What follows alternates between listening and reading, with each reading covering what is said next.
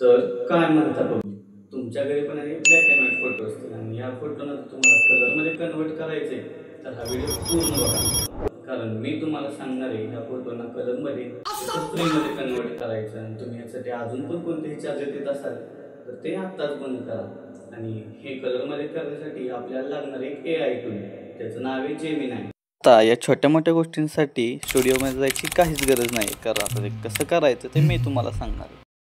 ते पहिलं तर आपल्याला गुगल ओपन करून घ्यायचं आहे. गुगलमध्ये सर्च करायचं आहे जेमिनाय.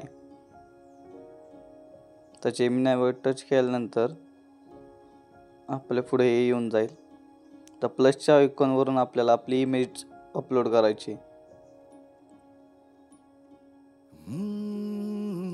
आपण आपली इमेज अपलोड केली.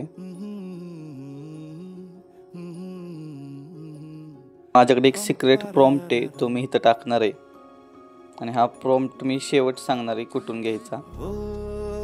आपण सेंड केल्यानंतर काही सेकंदातच आपली इमेज जनरेट होऊन जाईल.